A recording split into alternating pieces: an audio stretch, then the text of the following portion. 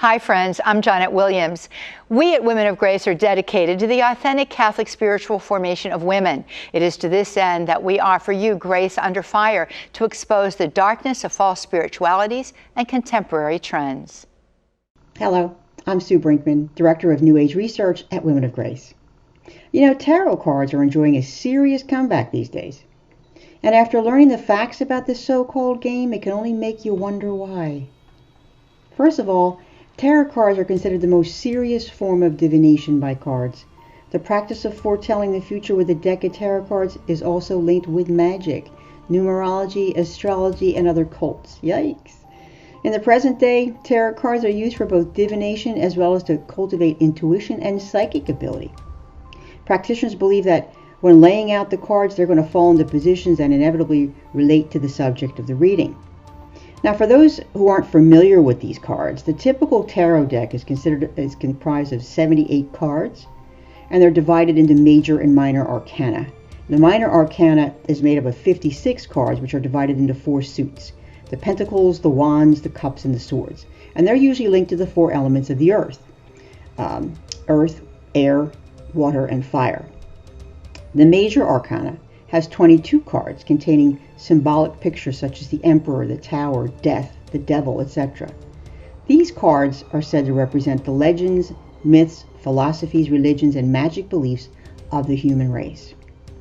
As Father William Saunders explains, practitioners of tarot believe that these enigmas, images, and series represent the sum of the knowledge of all sciences, particularly astrology, and that the permutations in dealing the cards is capable of revealing the future and solving all problems.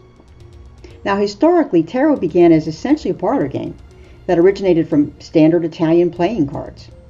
But that all changed in the 18th century when the use of the cards began to turn toward the occult.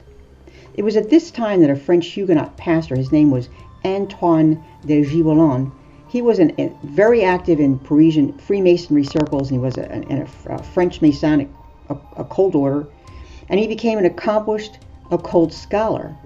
And he immediately saw an occult connection in the symbols on the cards, which he believed were linked to ancient Egypt.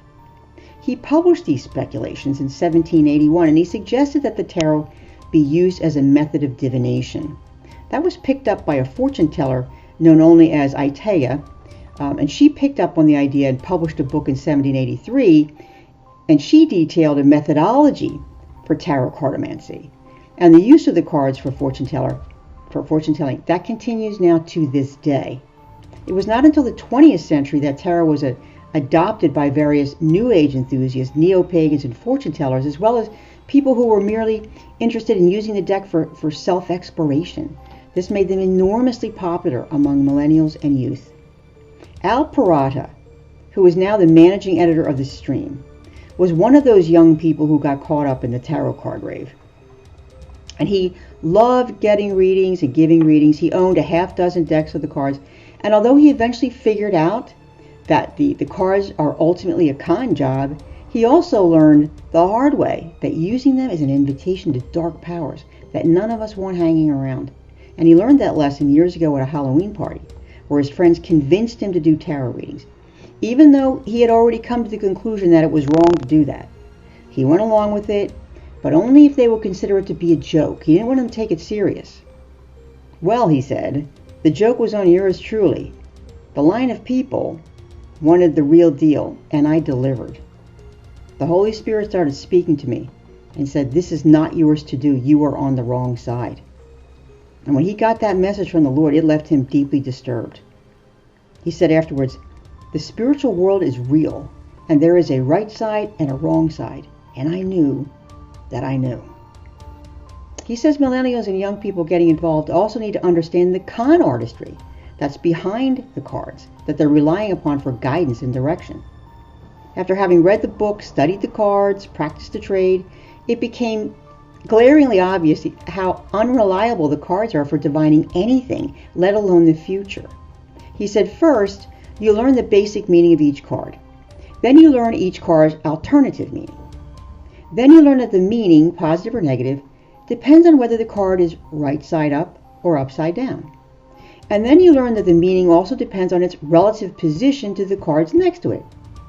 In other words, a negative card in the past can actually be good if the card next to it indicates a change for the better, and vice versa. It only gets more confusing from here. For example, parts of the imagery on a card could contain a variety of meanings. For example, the wheels on the image known as the chariot. Now in a reading, the chariot card could have to do with your car or with some kind of travel. However, if it's upside down, then it could be warning that the wheels are coming off a project or a relationship.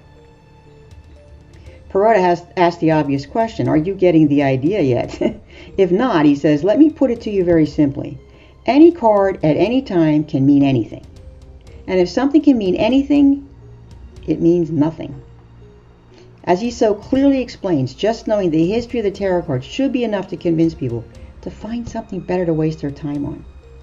He says, tarot cards derive from the same source as your standard deck of cards. Do you really think that there are deep truths hidden in the same cards you use to play Go Fish? Believe that and you're not playing with a full deck. Although we can all understand the basic human impulse to know what's ahead so we can be prepared. But tarot is not the way to go, especially because the Bible clearly condemns this practice. See Deuteronomy 18:10 for that. This is why the Catechism teaches that aside from breaking the first commandment, it also cites the use of these cards and other devices of divination as wrong because they conceal a desire for power over time, history, and in the last analysis, other human beings, as well as a wish to conciliate hidden powers. That's in section 2116. According to the late exorcist of Rome, Father Gabriel Amorth, it's a venial sin to get a tarot reading, even out of mere curiosity. As Perrotta writes, even if the cards could tell you something about the future, they don't give you the power to change the future. Only God can do that. Because, as he reminds, God has power that a mere card deck will never have. For more information, visit womenofgrace.com. If you would like more information on how you can participate in a Women of Grace study, contact us at info@womenofgrace.com. Listen to Grace Under Fire every wacky Wednesday on Women of Grace Live at 11 a.m. Eastern on EWTN Radio.